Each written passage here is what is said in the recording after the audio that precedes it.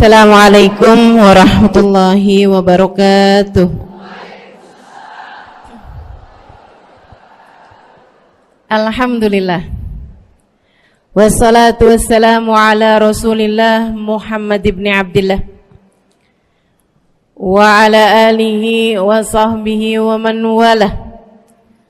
Subhanaka la ilma lana illa ma 'allamtana innaka antal alimul hakim. Rabbi shrah li sadri wa yassir li amri wahlul 'uqdatan min lisani yafqahu qawli.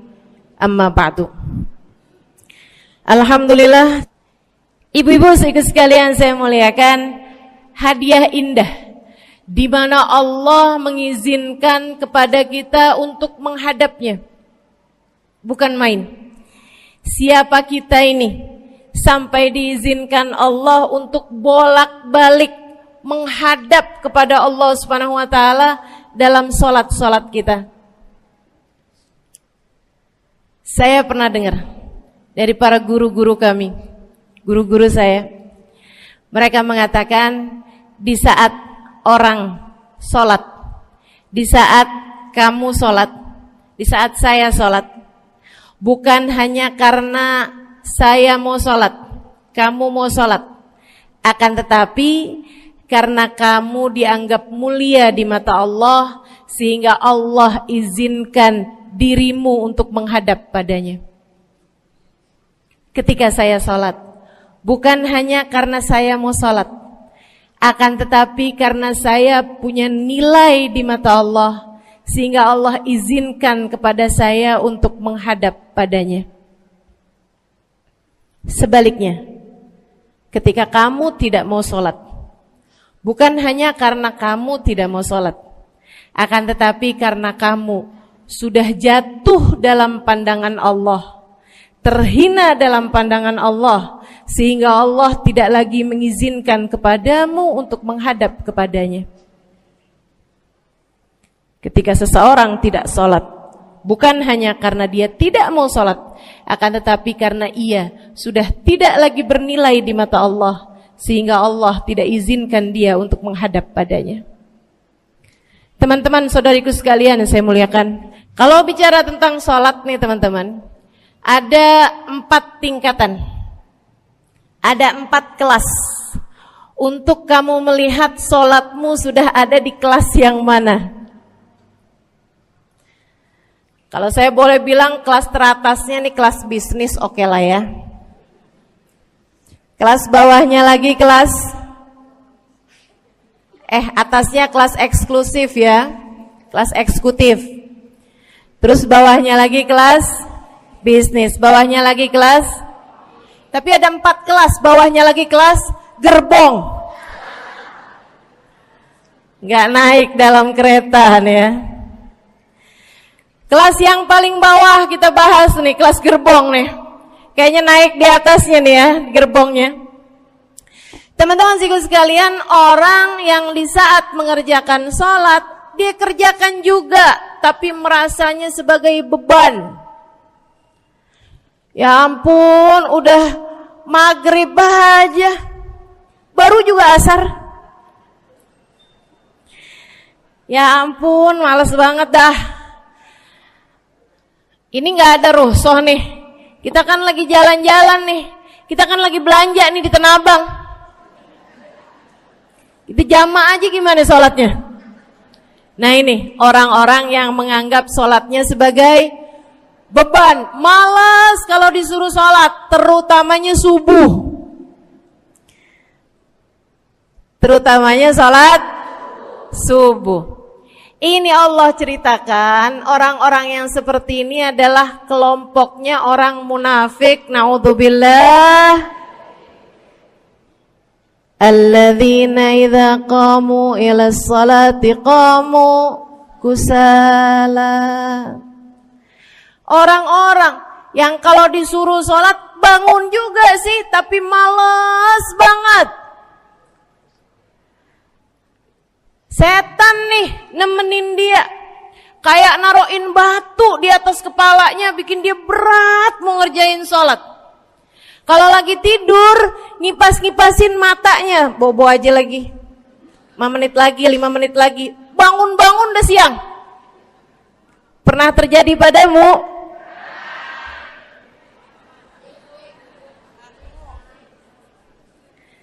Jemur kunut.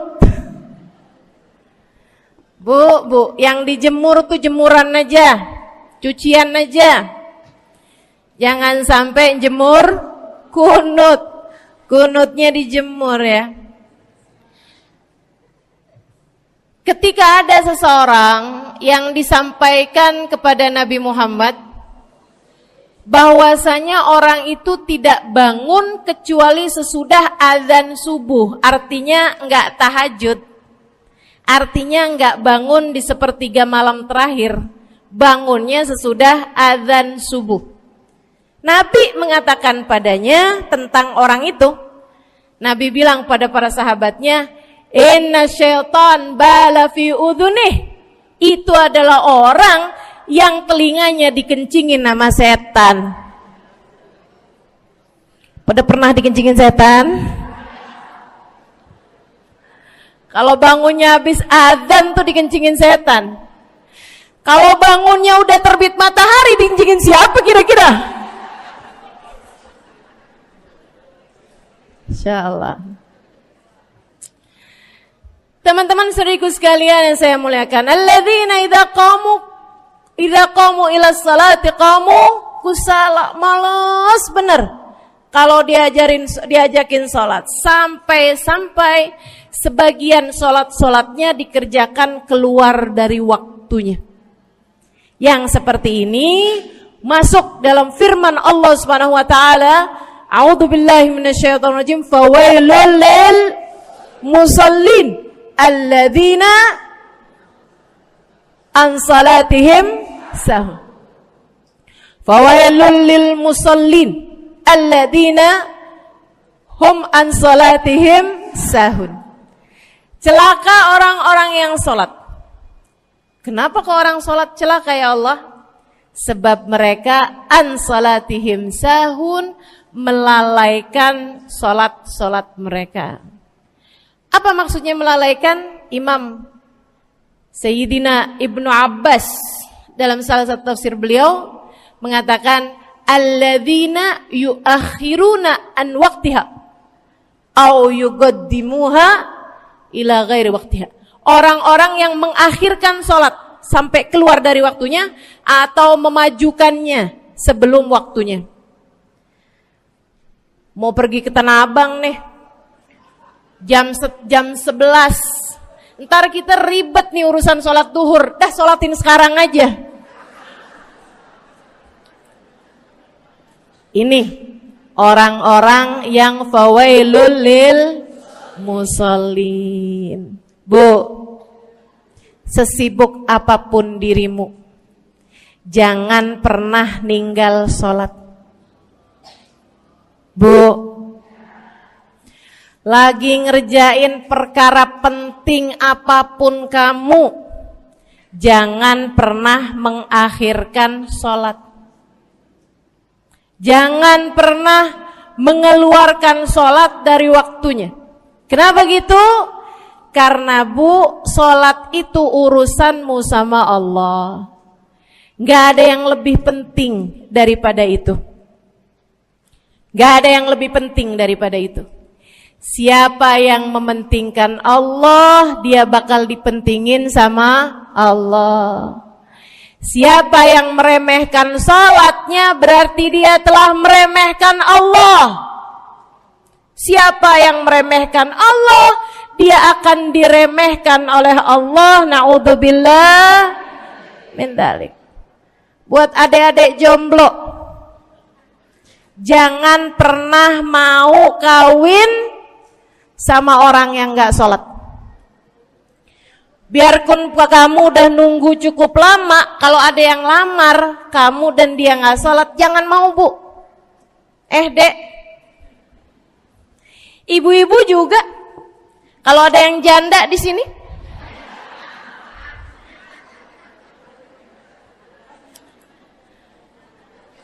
terus ada yang lamar kamu, Walaupun di garasinya ada kijang,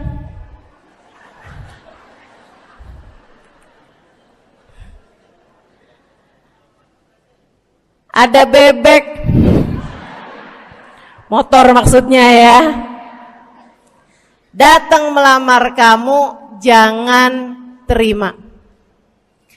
Orang yang gak sholat, kamu jangan mau jadi istrinya. Kenapa? Saya kasih tahu ya, Allah aja dia tinggalin, apalagi kamu.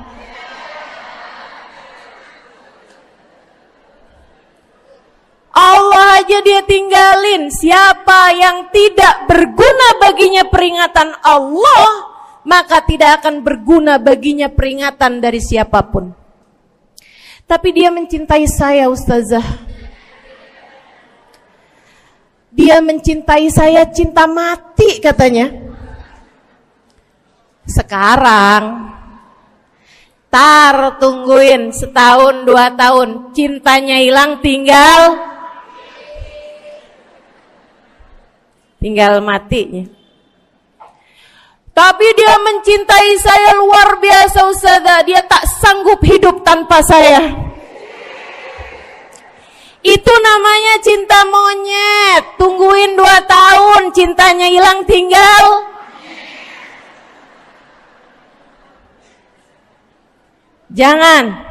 Jangan temenan sama orang gak sholat. Dia telah jatuh di mata Allah. Maka kita pun belajar buat jadi orang-orang yang terus mendaki, terus meraih rahmatnya Allah, terus belajar buat jadi salah satu orang yang dipandang dengan rahmat oleh Allah Subhanahu wa taala. Salah satunya dengan cara kita memuliakan sholat, kita menjaga sholat. Jagain sholatnya, jangan masuk kelompok orang yang tadi itu sholatnya menjadi beban. Ini kelompok paling bawah nih. Naik ke kelas ekonomi. Tadi begitu ya? Kelas ekonomi, orang-orang yang sholatnya menjadi sebuah kewajiban. Dia kerjain, dia tahu itu wajib, dia gak akan tinggalin. Tapi sama halnya dengan kewajiban-kewajiban yang lain. Kita nih kalau mikirnya kewajiban, Bu, kalau nggak diwajibin lagi seneng. Betul nggak? Masih ada kayak beratnya gitu ngerjain sholat. Orang yang sholatnya dianggap sebagai kewajiban. Kayak anak-anak sekolah tuh, wajib pakai seragam, wajib ngerjain PR. Kalau satu hari, besok enggak wajib pakai seragam. Ada enggak ya pakai seragam? Enggak ada. Enggak ada.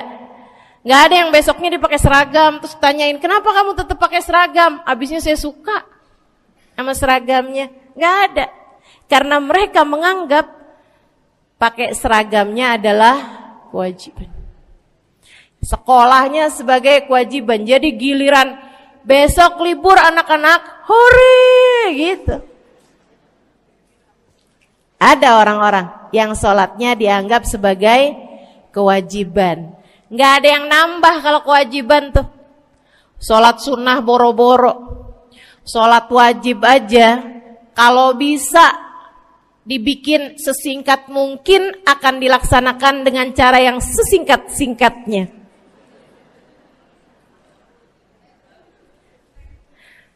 Habis ruku i'tidal sujud cepet bener ya.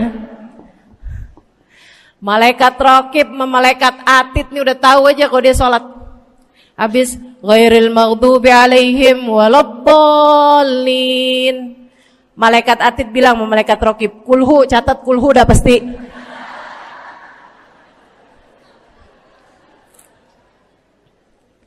Kulhu aja gak kelar-kelar.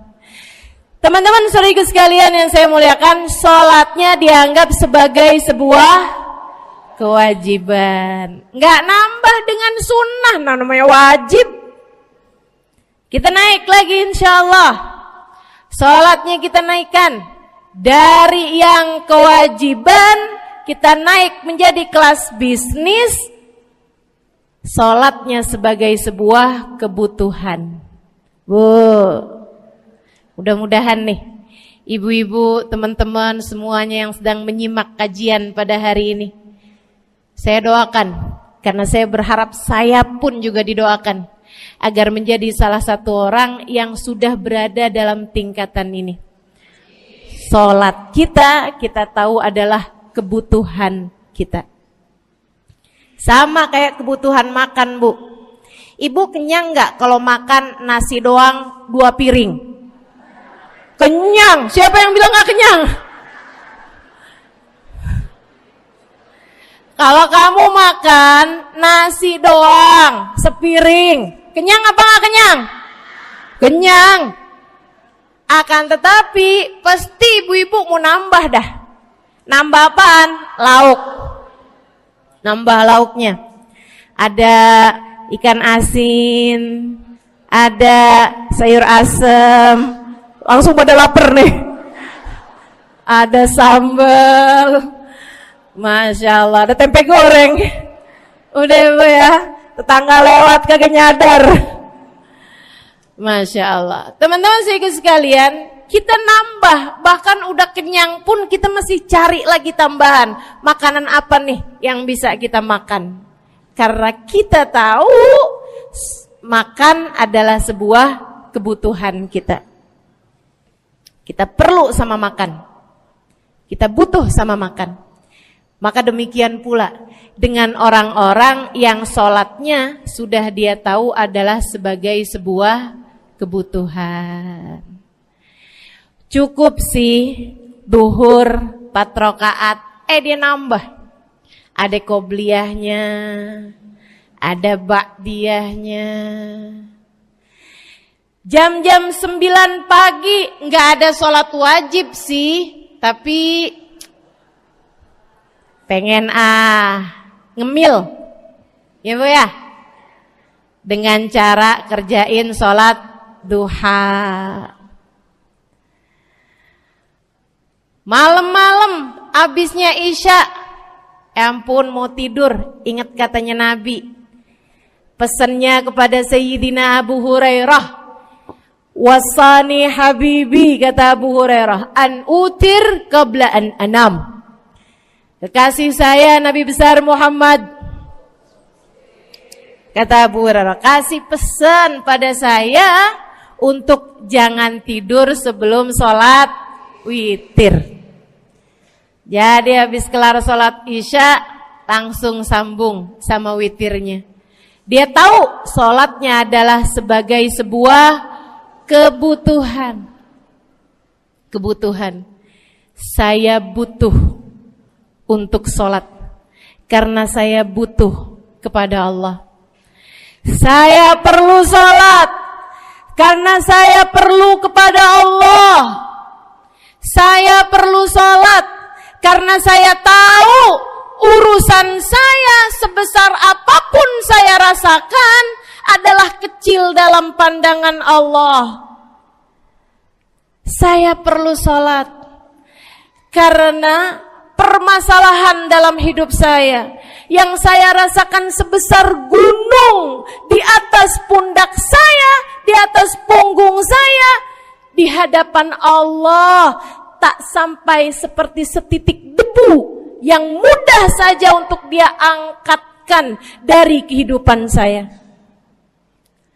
Maka kita pun menjadikan sholat sebagai sebuah kebutuhan. Lagi sakit, jangan ninggalin sholat. Kenapa? Kamu menghadap kepada yang punya kesehatan.